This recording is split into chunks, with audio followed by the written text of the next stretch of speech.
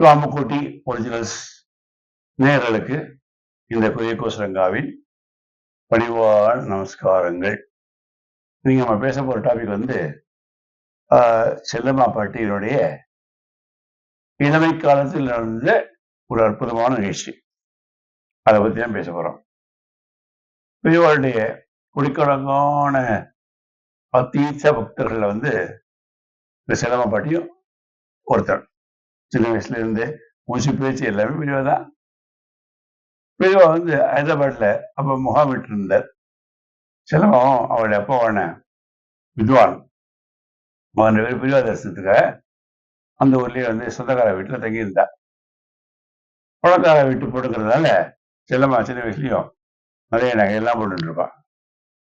செல்லம்மா சீமத்துக்காக சில சாமான்கள்லாம் வாங்குறதுக்காக அந்த சொந்தக்கார பொண்ணு அவரோட செல்லம்மா வந்து கடந்திருக்கு போயிருக்கா.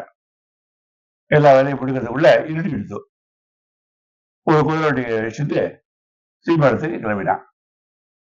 அந்த சமயம் வந்து கேப்பில் வந்து சாயந்தரத்துக்கு பூஜைக்காக உட்காந்துருந்த பெரிய வந்து அங்க உட்காந்துருந்த கூட்டத்துல செல்லம்மா காணும் திருடினார். பக்கத்துல இருந்த பாரிஷத்தை விஜயாச்சார் தொண்டர்கிட்ட விஜயாச்சார், இல்ல செல்லம்மா எங்க மடத்துக்காக சாமான் அவங்க நடத்துக்கு போயிருக்கா பெரியவா. இல்லை இது ஆசிரியரே ஊர்ல பெரிய நல்லா பண்ணுவ குழந்தை, நீ ஒண்ணு பண்ணு, மடத்துக்கு மாட்ட வண்டி எடுத்துட்டு உடனே போய் பார்த்துட்டு வா, போற பெரியவா. நீ மெயின் வழியா போகாத, அந்த குறுக்கு சத்து வழியா போ அப்படின்னு சொன்னான். சரி பெரியவா அப்படின்னு சொல்லிட்டு போனான். பாரிஷத்து வந்து கிளம்பி கொஞ்ச நேரத்துல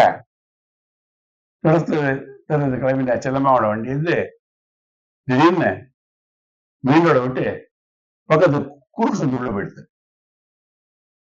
எதுக்கு இந்த இரு சந்துக்குள்ள நுழைஞ்சு போறாங்க? செல்லம்மாவுக்கும் உறவுக்கான பொண்ணுக்கும் ஒரு முதல் சந்தேகத்தோட பார்த்துட்டு இருந்தா. அதனால மாட்டம் இல்லாத கொஞ்சம் கூட இல்லை ஆள் இல்லாத இடத்துல அந்த வண்டிக்கார வந்து நிறுத்திட்டு வண்டி இன்னும் குடிச்சான். அவன் பாதையும் சரியில்லை, அவன் கண்ணு ஃபுல்லா செல்லமா போட்டிருந்த நகைமையிலேயே குறியா இருந்தது. ஏன்பா வண்டி நிறுத்தின அப்படின்னு பயம் பிடிச்சிட்டு இருந்தது. மனசோ பெரியவாடைய பாதைகளை பிடி இழுக்க பிடிச்சிட்டு இருந்தது.